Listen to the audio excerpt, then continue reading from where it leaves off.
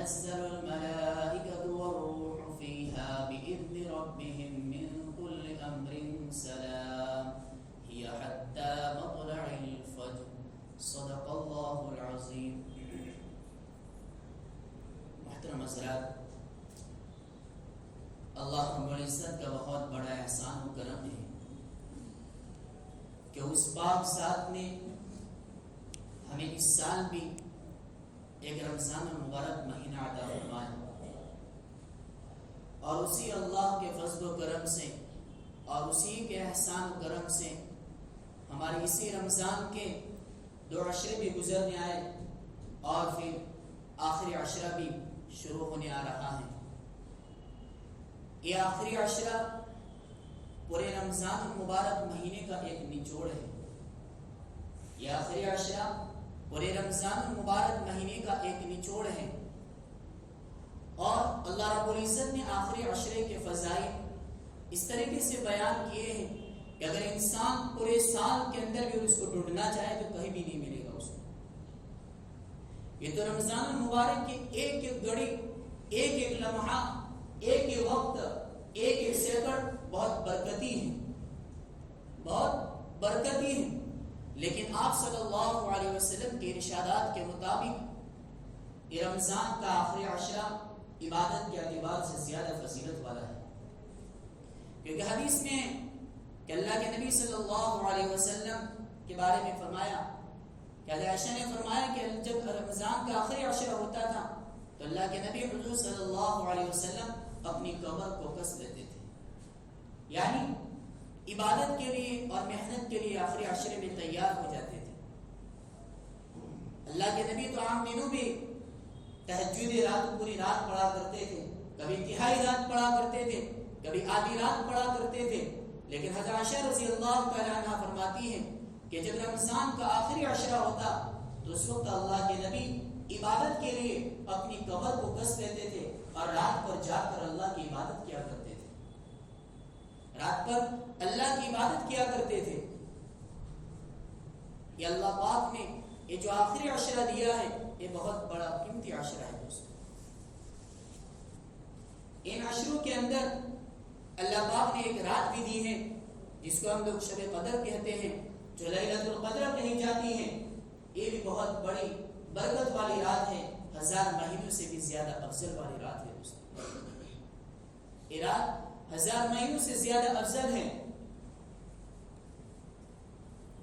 اللہ کے نبی جب تہجد پڑھنے کے لیے رات کو اٹھا کرتے تھے، عام دنوں میں جب اللہ کے نبی تہجد پڑھنے کے لیے اٹھا کرتے تھے تو اس طریقے سے اٹھتے تھے کہ آہستہ آہستہ دروازہ کھولتے تھے اور آہستہ آہستہ باہر نکلتے تھے، تاکہ دروازے کی آواز کی وجہ سے عائشہ رضی اللہ تعالی عنہا کی آنکھ نہ کھل جائے.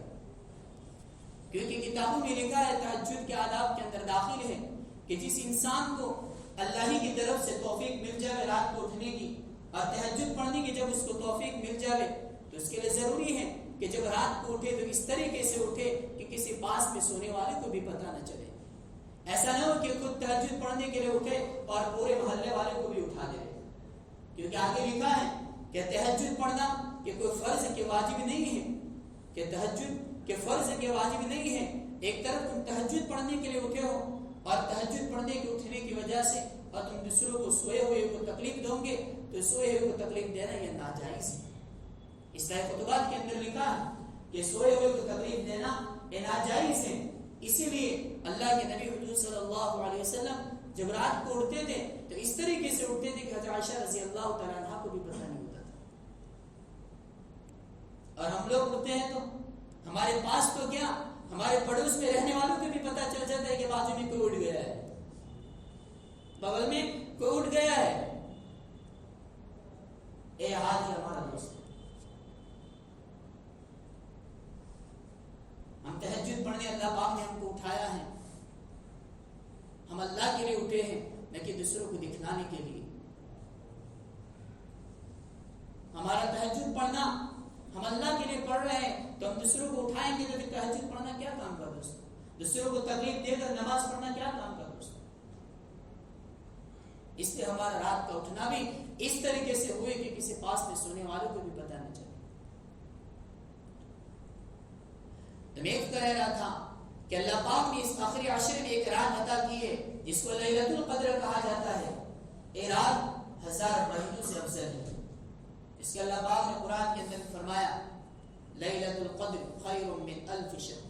اس کا ترجمہ اس طرح خطبات کے اندر حضرت مفتی تقی صاحب نے فرمایا اس کا ترجمہ یہ نہیں ہے کہ بڑی رات 1000 مہینوں کے برابر ہے، یوں نہیں کہا، بلکہ انہوں نے کہا کہ یہ رات 1000 مہینے سے زیادہ افضل ہے، 1000 مہینوں سے زیادہ افضل ہے. اس لیے اس رات کا اہتمام کرنا چاہیے. اس لیے تو ہمارے نبی صلی اللہ علیہ وسلم جب رمضان کے آخری عشر میں اٹھتے تھے تو اپنے گھر والوں کو بھی اٹھایا کرتے تھے. عام دنوں میں نہیں اٹھاتے تھے، لیکن جب رمضان مبارک مہینے کے اندر آخری عشر ہوتا تھا تو اس وقت گھر والوں کو اٹھاتے تھے اور کہتے تھے کہ اٹھو، اللہ کی رحمت کو لے لو. اللہ کی رحمت کے لینے کی رات ہے اور ایسے وقت میں تم سوؤ گے تو محروم رہ جاؤ گے. یہ سونے کی رات نہیں ہے، یہ جاگ کر اللہ کی عبادت کرنے کی رات ہے. اور یہ جاگ کر آئس کریم کھانے کی رات نہیں ہے، یہ جاگ کر چائے پینے کی رات نہیں ہے، یہ جاگ کر دوسرے مجلسوں کو لگا کر رات کو خراب کرنے کی رات نہیں ہے، بلکہ اللہ کی عبادت کرنے کے لیے رات ہے. دوستوں، اللہ نے ان کے لیے نہیں کہا کہ رات ان کے لیے بہتر ہے جو راتوں کو مجلسوں کے اندر بیٹھ کر اپنے وقت کو ضائع کرتے ہیں، لیکن اللہ نے ان کے لیے کہا ہے جو راتوں میں اٹھ کر اللہ کو منواتے ہیں، اللہ کے سامنے گڑ گڑاتے ہیں. یہ تو رات ہے کہ اس رات کے اندر انسان اکیلا ایک گوشے کے اندر بیٹھا ہو اور اللہ کا تعلق اس کے ساتھ جڑا ہوا ہو. ایک گوشے میں وہ ہو اور ایک طرف اللہ ہو، اللہ سے لو لگا کر اللہ کے سامنے گڑ گڑا رہا ہو. یہ وہ رات ہے. دوستوں، ہم جانتے ہیں کہ کوئی بھی انسان ہم کو کوئی چیز دے دے بغیر محنت بغیر مشقت کی کوئی چیز ہم کو مل جاتی ہے تو اس چیز کی ہم کو قدر نہیں ہوتی ہے. کیوں؟ اس لیے کہ اس کے پیچھے میں نے تو کوئی محنت کی نہیں ہے. یہ تو مجھے کسی نے ہدیہ دیا تھا، کسی نے انعام کے طور پر مجھے دیا تھا، تو چلو اس کو جیسے بھی استعمال کرنا ہو کر لو. تو اسی طریقے سے اللہ پاک نے جو ہم کو رات دی ہے، یہ اللہ پاک نے انعام ایک جو نعمت دی ہے، لیکن اللہ پاک نے نعمت دے کر بھی اللہ نے تعین نہیں کی کہ اس وقت ہی شب قدر ہے، بلکہ اللہ پاک نے فرمایا کہ تم محنت کرو، مشقت اٹھاؤ، راتوں کو جاگو اور ڈھونڈو. تم کو کسی بھی رات کے اندر، تم کو راتوں کے اندر تم کو کسی بھی وقت شب قدر کی رات مل جائے گی. اللہ نے تعین نہیں کی کہ 21 رات کو یہ شب قدر ہے، یا 27 رات کو یہ شب قدر ہے، کہ 23 رات کو یہ شب قدر ہے، بلکہ اللہ پاک نے اتنا بتا دیا کہ آخری عشر کی داغ راتوں میں ہے، ان راتوں میں سے تم ڈھونڈو. ایسا بھی نہیں ہے کہ اگر آج گزشتہ سال اگر 25 رمضان کو یا 27 رمضان کو شب قدر تھی تو اس سال بھی وہی رات وہی قدر وہی اسی وقت آئے گی. ایسا بھی نہیں ہے. اس لیے تو کہا ہے کہ رات میں اٹھ کر اس رات کے اندر شب قدر کو ڈھونڈو. اس سے تو ہمارے نبی حضرت محمد صلی اللہ علیہ وسلم نے جب اعتکاف کیا، جب 2 عشرے کے اعتکاف پورے ہوئے تو اس وقت بہارت سب کو اعلان کیا کہ جو نے اعتکاف کیا ہے وہ بھی میرے آخری عشرے کے اندر بھی اعتکاف کرنے کے لیے آ جائے. کیوں؟ اس لیے کہ اللہ کے نبی نے اعتکاف کیوں کیا تھا؟ اس لیے تو کیا کیا تھا کہ تاکہ ان کو شب قدر مل جائے، برکت والی رات مل جائے. جس طریقے سے آج بھی 21ویں رات ہے، ہو سکتا ہے کہ آج ہی شب قدر ہو سکتا ہے کہ آج ہی شب قدر ہو. اس سے دوستو ایک رات، ایک سیکنڈ، ایک وقت قیمتی ہے. دوستو ہمارا 20 دن جو گزر چکے وہ تو غفلتوں کے ساتھ گزر چکے، لیکن میرے بھائیوں ہمارا جو آخری عشرہ ہے وہ پورے رمضان کا نچوڑ ہے. دوستو یہ پورے رمضان کا نچوڑ ہے کہ اب ہمارا پورا آخری عشرہ صحیح طریقے سے گزارے، ایک وقت، ایک سیکنڈ صحیح گزرے. ہم اللہ کے سامنے زیادہ عبادت کرنے والے بنے، اللہ کے سامنے زیادہ عبادت کرنے والے بنے، اللہ کے سامنے تقوی اللہ سے ملانے والے بنے، اللہ کے سامنے رجوع کرنے والے بنے. اللہ سے مانگنے کا مہینہ ہے، اللہ کے سامنے گڑ گڑانے کا مہینہ ہے، اللہ کے سامنے توبہ کرنے کا مہینہ ہے. دوستو اور یہ آخری راتیں تو بہت بڑی قیمتی راتیں ہیں. دوستو اور ایسی قیمتی راتوں کو ہم کھو دیں گے تو پھر قیمتی راتیں گئی ہوئی واپس نہیں آئیں گی. دوستو یہ گئی ہوئی راتیں واپس نہیں آئیں گی. اس لیے جو راتیں باقی ہے ان راتوں کی قدر کرو. دوستو حضرت عمر رضی اللہ تعالی عنہ اسی دن عشاء کی نماز پڑھ کر پوری رات عبادتوں کے اندر مشغول ہو جاتے تھے. ان کو قدر تھی, وہ جانتے تھے اس رات کی قدر کو. دوستو آج ہم لوگ جانتے نہیں ہیں, ہم لوگ غفلتوں کے ساتھ راتوں کو گزار دیتے ہیں. دوستو اگر ہم عبادت کریں گے تب بھی ہماری رات گزر جائے گی, اگر ہم عبادت نہیں کریں گے غفلت کے ساتھ سونے میں یا اور مجلسوں کے اندر گزار دیں گے تب بھی ہماری رات گزر جائے گی. لیکن دو راتوں میں فرق ہو جائے گا. جو انسان عبادت کے ساتھ رات گزارے گا, جو انسان اللہ کو منا کر رات گزارے گا, تو میرے بھائی وہ انسان کامیابی ہی کامیاب ہے.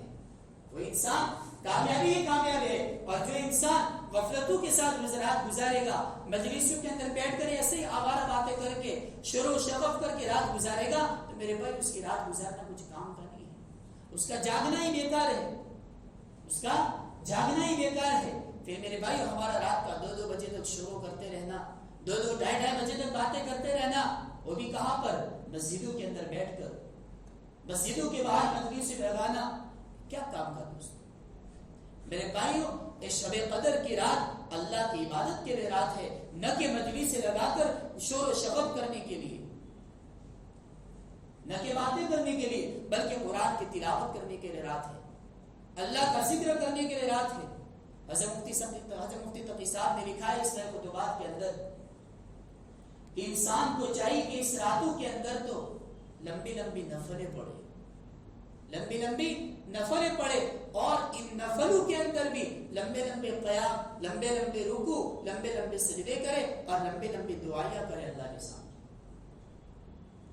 اور دوسرا کہ اللہ کے قرآن کی تلاوت کرے, اور لکھا ہے کہ قرآن کی تلاوت کے اندر رات گزارے. اگر یہ نہیں سکتا تو ذکر وغیرہ کے اندر رات گزارے, تسبیح کی پابندی کرے. میں نے اس سے پہلے بھی کہا تھا کہ جب بھی ہم کام کرتے ہیں تو کام کرتے کرتے بھی تسبیح پڑھتے رہے, ہمارا کام بھی ہو جائے گا اور ہمارا تسبیح بھی پوری ہو جائے گی. اللہ کی ایک طرف ذکر اور ایک طرف ہمارا ثواب کا کام بھی, ہمارا دکان کا کام بھی چلتا جائے گا اور ایک طرف ثواب بھی ملتا جائے گا. اگر اسی رات کے اندر جو انسان دنیا کی چیز مانگے گا تبھی اس کو ثواب ملے گا. مثلا کہ کوئی انسان بیمار ہے اور شفا مانگ رہا ہے تبھی اس کو ثواب ملے گا. کوئی انسان قرضوں کے اندر لگا ہوا ہے, کوئی انسان قرض میں پھنس گیا ہے اور قرض سے نجات مانگتا ہے تبھی اس کو ثواب ملے گا. اس کا قرضہ تو پورا ہو جائے گا لیکن اس کے ساتھ ساتھ اللہ اس کو ثواب بھی دیں گے. لیکن میرے بھائی ان لوگوں کے لیے جو اس رات کی قدر کرتے ہیں, اس کے لیے ان لوگوں کے لیے جو اس رات کی قدر کرتے ہیں, ایسی تو ہمارے کتنے راتیں گزر چکے دوستوں, کتنے رمضان گزر چکے کہ ہم نے کتنے رمضان کے مہینوں کے اندر کتنی شب قدر آئی ہوگی ہمارے پورے سال کے اندر, ہماری عمر میں کتنی شب قدر آئی. لیکن ذرا سوچے تو صحیح کہ ہم نے کتنا اہتمام کیا تھا, آخری عشرے میں کتنا اہتمام کیا تھا. ہم نمازوں کی پابندی بنے, ہم قرآن کی تلاوت کرنے والے بنے. بعض لوگ کہتے ہیں کہ ہم کو قرآن پڑھتے نہیں آتا. میں نے جس وقت قرآن کی عظمت پر بات کی تھی اس وقت میں نے آپ کو ایک واقعہ سنایا تھا کہ ایک شخص تھا, کسی بزرگ کی خدمت کرتا تھا, اس کو بھی قرآن پڑھتے نہیں آتا تھا, اور اس کا انتقال مسجد نبوی میں ہوا. جب مسجد نبی میں اس کا انتقال ہو گیا اور انتقال کے بعد جب دفن ہو گیا, جب رات کو ایک بزرگ نے اس کو خواب میں دیکھا, فرمایا کہ تیرے ساتھ کیا گزری؟ تو اس شخص نے کہا کہ اللہ پاک نے تو میرے سارے گناہ گنا دیے تھے, اللہ پاک نے میرے سارے گناہ گنا دیے تھے, میں تو سمجھا کہ اب تو میں گیا جہنم میں. لیکن اللہ پاک نے کہا کہ میں تیری ایک نیکی کے بدلے میں تجھے جنت دے دوں گا. اس بندے نے اللہ سے پوچھا کہ اللہ پاک میرے پاس تو کوئی نیکی نہیں ہے. تو اللہ نے کہا کہ تیرے پاس ایک نیکی ہے کہ تجھے قرآن پڑھتے تو نہیں آتا تھا.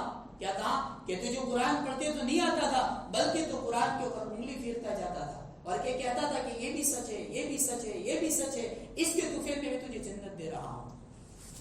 کیا اس کے توفیل میں تجھے جنت دے رہا ہوں. تو میرے بھائی ہم کم نہ سمجھے, ہم قرآن کے سیکھنے کی پریکٹس کریں. آج کے انسان دنیا کی چیز سیکھنے میں نہیں شرمائے گا, دنیا کی چیز سیکھنے میں نہیں شرمائے گا، لیکن قرآن اور دین کی باتیں سیکھنے میں شرماتا ہے۔ میرے بھائی، جہاں شرمانے کا وہاں شرماؤ، جہاں نہیں شرمانے کا وہاں نہیں شرمانے کا۔ بات قرآن سیکھنا ضروری ہے دوستوں ہمارے لیے۔ خیر، اس سے میں کہہ رہا ہوں کہ اپنے آپ راتوں کو قرآن کی تلاوت میں گزارو، تسبیحات کی پابندی کے ساتھ گزارو، ذکر و اذکار میں گزارو، اور راتوں میں اٹھ کر لمبی لمبی نمازوں کے اندر گزارو اور دعاؤں کے اندر اپنے وقتوں کو گزارو۔ راتوں کی قدر کرو۔ اگر ہم نے ان راتوں کی قدر کر دی تو اگر ہم نے پورا سال، پورا مہینہ اچھا گزار دیا تو ہمارا پورا سال بھی اچھا گزرے گا۔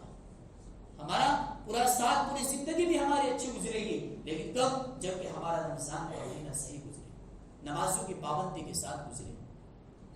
سے دعا کرے کہ اللہ تعالی ہم تمام کو ان راتوں کی قدر کرنے کی توفیق عطا فرمائے۔